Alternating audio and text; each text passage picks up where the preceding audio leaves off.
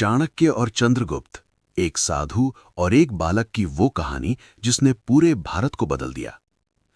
तक्षशिला के पथरीले रास्तों पर एक तपस्वी सा साधु तेज कदमों से चल रहा था।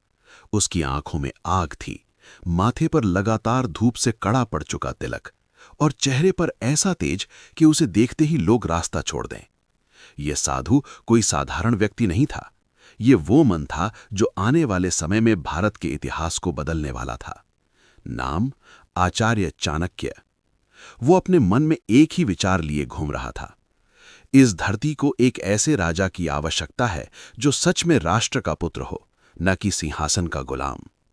राजा धनानंद की क्रूरता, भ्रष्टाचार और असमानता ने चाणक्य को भीतर से झकझोर दिया था।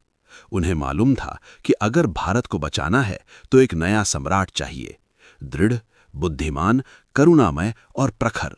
पर वो सम्राट कहाँ मिलेगा? कौन उठेगा? कौन लड़ेगा? कौन इस विशाल भार को संभालेगा? इन्हीं विचारों में डूबे वे मगध से दूर एक छोटे से गांव पहुंचे। गांव में गरीबी थी, अन्याय था, बच्चों के चेहरों पर भूख और बड़ों के चेहरों पर निराशा तैर रही थी। चाणक्य ने सोचा, यहां भी वही दर्द है जो पूरे भारत की मिट्टी में है, पर इसी दर्द में एक योद्धा जन्म ले सकता है। वहीं उनकी नजर एक दुबले पतले से बालक पर पड़ी। उम्र अधिक नहीं थी, शायद 10-11 वर्ष, मगर आंखों में चमक और चेहरे पर साहस था। वो मिट्टी का एक छोटा घोड़ा बनाया हुआ था और उसे युद्ध के घोड़े की तरह चलाते हुए अपने दोस्तों के साथ खेल रहा था। पर उसके खेल में सिर्फ खेल नहीं था, एक अदृश्य गंभीरता साफ झलक रही थी। चाणक्य को जिज्ञासा हुई। वो उसके पास गए और बोले, बेटा, तुम क्या कर रहे हो? बालक बोला, युद्ध की तैयारी। एक दिन मैं राजा बनूंगा और अपने राज्य को बुरे लोगों से बचाऊंगा।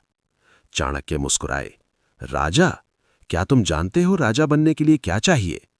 बालक ने हिम्मत से कहा, जो अपनी धरती को समझे वही राजा बन सकता है। चाणक्य चौंक गए। बालक के शब्दों में वही सत्य था जिसे समझने में बड़े बड़े राजकुमार असफल रहते थे। उन्होंने पूछा, अच्छा, तुम इस मिट्टी का स्वाद बता सकते हो? मुझे बताओ, ये कैसी है? बालक ने बिना हिचकिचाए मिट्टी की एक चुटकी उठाई और चखी, फिर गंभीर होकर बोला, ये कड़वी है। इसका मतलब है यहां के लोग दुखी हैं, किसान परेशान हैं और राज्य कर्मचारी भ्रष्ट हैं। अब चाणक्य के चेहरे पर चमक आ गई। वो समझ गए उन्हें वो बालक मिल चुका था जिसकी तलाश में वो पूरे भारत में घूम रहे थे। उन्होंने उसके सिर पर हाथ रखा और कहा, बेटा, तुम्हारा नाम क्या है? चंद्रगुप्त। बस उसी क्षण इतिहास ने करवट। चाणक्य